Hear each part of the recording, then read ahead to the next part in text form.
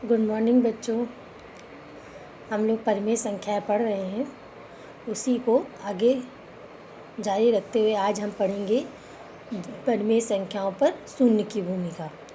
उससे पहले हम सभी ये जानते हैं कि किसी भी संख्या, जैसे एक ये पूर्ण संख्या लिखी है, किसी भी संख्या में जीरो को जोड़ा जाए या जीरो में किसी संख्या को जोड़ा जाए तो वो संख्या हमें पुनः उसी रूप में प्राप्त हो जाती है। तो यही नियम हम जो इस समय पढ़ रहे हैं, कौन सी संख्या पढ़ रहे हैं? परिमेय संख्याएं, उन पर भी लागू होती है।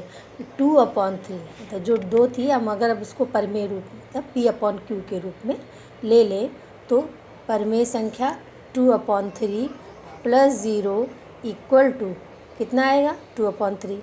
और यही होता है अगर हम जीरो में भी 2/3 को जोड़ दें, अर्थात संख्या के मान में कोई परिवर्तन नहीं हुआ। और इसी को अगर हम चर के रूप में लिखें तो a + 0 = a होता है और 0 + a भी a होता है। अर्थात जिस भी संख्या के साथ शून्य को जोड़ा जा रहा है वो संख्या अपने मान में कोई परिवर्तन नहीं करती। और इसी शून्य या जीरो को क्या कहते हैं परिमेय संख्याओं के अंदर? योग का तत्समक। योग का तत्समक भी कह देते हैं और कभी कहते हैं तत्समक अवयव भी पूछ लेते हैं। चलिए ये नाम अभी आप ना पढ़िए, केवल तत्समक जानिए। अब हमें सेकंड पढ़ना है एक की भूमिका। एक का क्या प्रभाव होता है? फिर से हम एक पूर्णांक संख्या के रूप में लेके चलेंगे।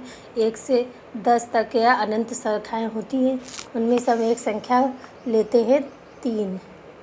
अब अगर 3 में 1 का गुणा करें तो कितना आता है? 3।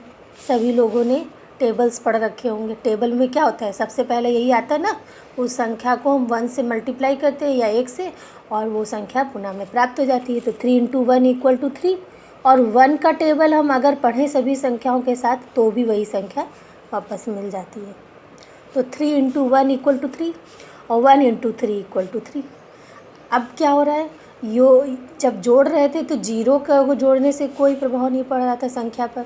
उसी प्रकार जब हम गुणा की बात करते हैं तो किसी संख्या में 1 का गुणा किया जाए तो उस संख्या के मान में कोई परिवर्तन नहीं होता। अब इसी को परिमेय रूप में लिखें तो हम लिख सकते हैं 3/4 × 1 क्या आएगा? 3/4। और इसी को अगर हम लिख दें 1 × 3/4 तब भी आंसर क्या आएगा आपका? 3/4। अब अर्थात चर के रूप में लिखें तो a × 1 = a = 1 × a। अब इसको भी एक नाम दिया गया है। इसको क्या कहते हैं? जो कि गुणा से मिल रहा है तो इसको क्या कहते हैं? इसको कहते हैं 1 को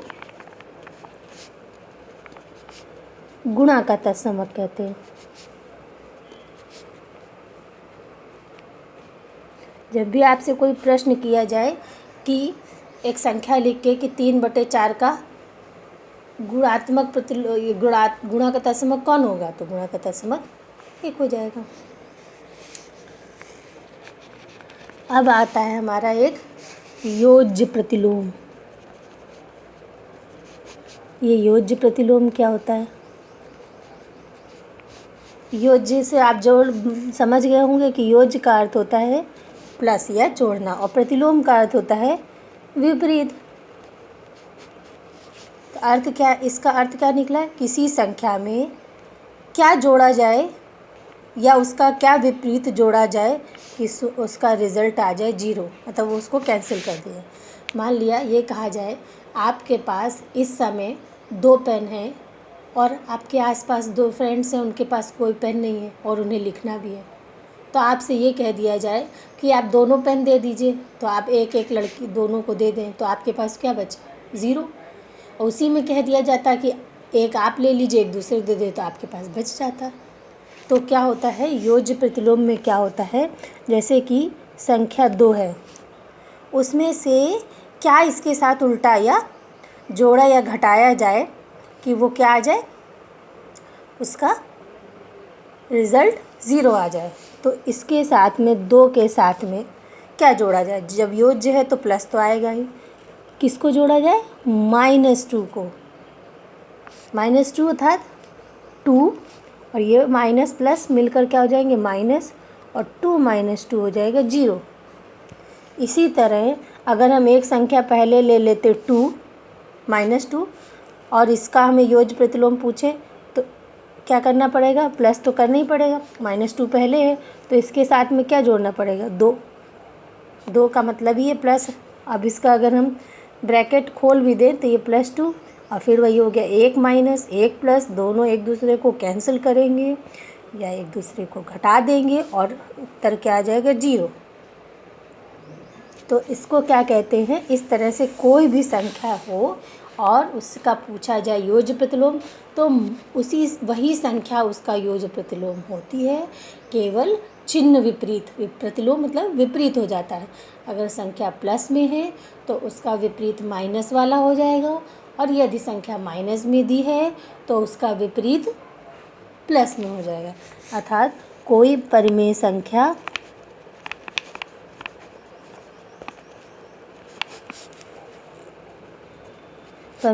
अगर a है तो इसका योज्य प्रतिलोम कौन होगा, -a।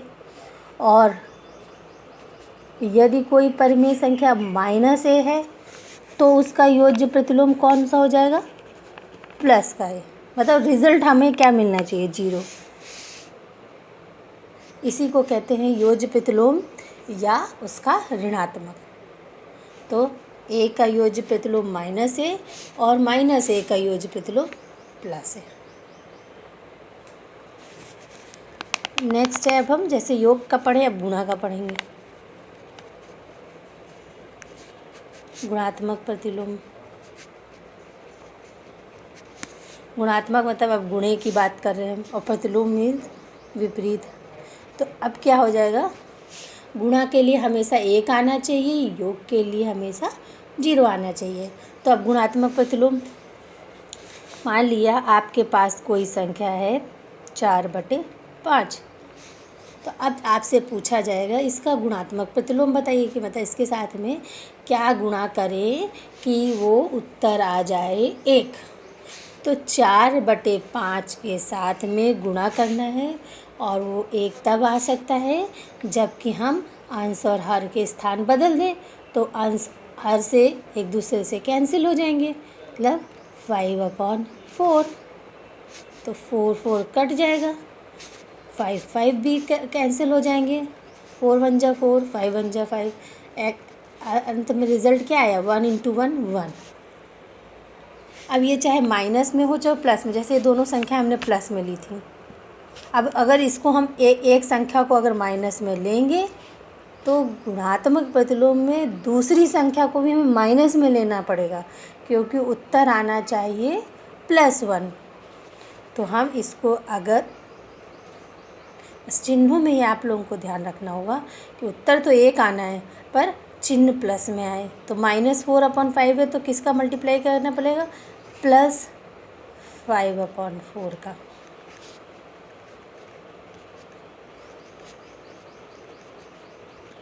फाइव 1 जा 5, 4 1 जा 4, उत्तर आया, सॉरी माइनस में करना पड़ेगा, बोल गई गलत मैं, सॉरी, माइनस माइनस प्लस और माइनस माइनस प्लस हो जाएगा तो आ जाएगा 1। तो ये होता है गुणात्मक प्रतिलोम। हम लोग ने आज 4 चीज़ें पढ़ी। इसको हम व्युत्क्रम भी बोलते हैं। गुणात्मक प्रतिलोम को क्या बोलते हैं, व्युत्क्रम भी बोल देते हैं।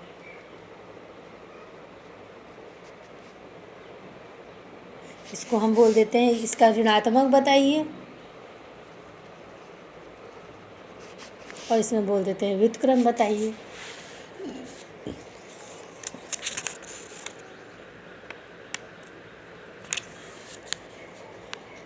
अगला है हमारा वितरण नियम।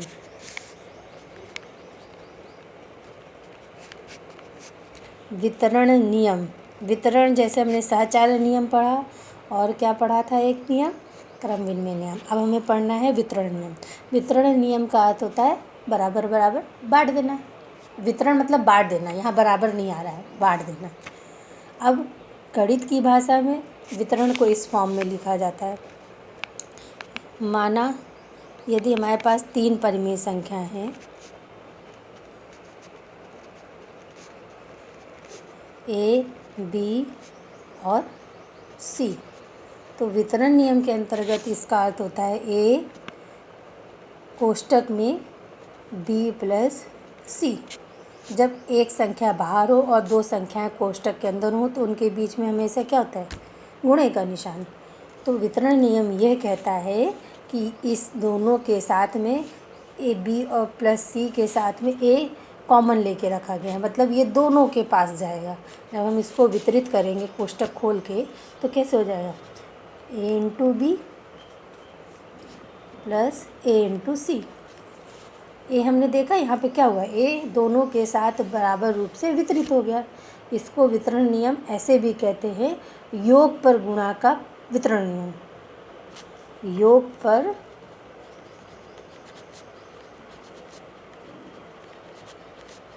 गुणा का वितरण। योग कोष्टक के अंदर योग था, उस पर ए बाहर गुणे में था और योग पर हमने गुणा को वितरित किया तो ये प्लस में आ गया, ए इंटू बी प्लस ए इंटू सी।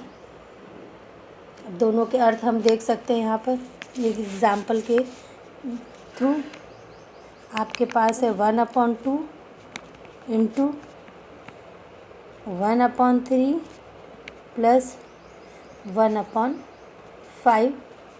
अब हमें इसे क्या लिखना है, वितरण नियम से। वितरण नियम से देखेंगे कि दोनों का बराबर आता है कि नहीं। अगर 1/2 को 1/3 में और प्लस 1/5 में वितरित करें तो 1/2 इंटू 1/3 प्लस 1/2 इंटू 1/5।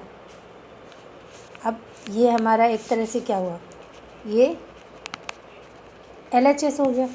LHS को अगर हम दोनों के साथ वितरित करें तो क्या हो जाएगा, अर्थ देखिए।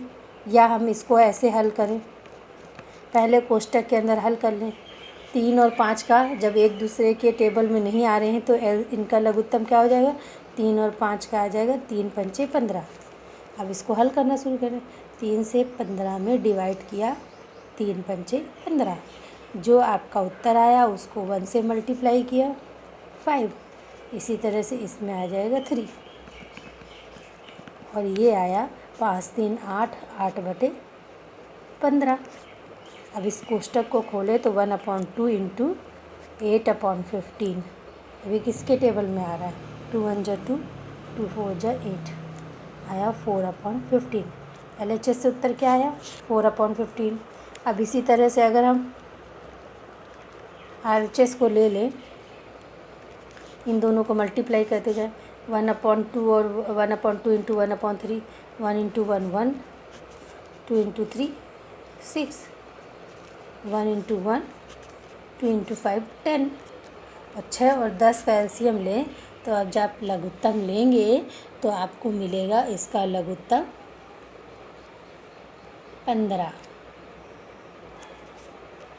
या सॉरी 15 बोली हूँ, देख लीजिए आप लोग कैसे आएगा। 2 3 जा 6, 2 3 6, 2 पंचे 10।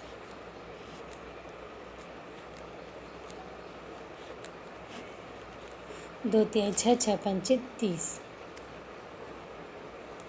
अब 6 पंचे 30 5 बार गया और 5 इंटू 1 5 प्लस 10 3 30, 3 इंटू 1 3, 5 3 8/30। अब ये क्या आ रहा है, 8 और 30। 8 क्या होता है, टेबल में आता है, किसके टेबल में, 2 4 जा, और ये आ जाएगा 15 2 जा। कितना है उत्तर, 4/15। RHS से और LHS से दोनों आया 4/15, अर्थात LHS इक्वल टू RHS। गुणा, ये हमारा सिद्ध हो गया कि परिमेय संख्याएं योग पर गुणा का वितरण हो जाता है या वितरण नियम का पालन करती हैं। Thank you.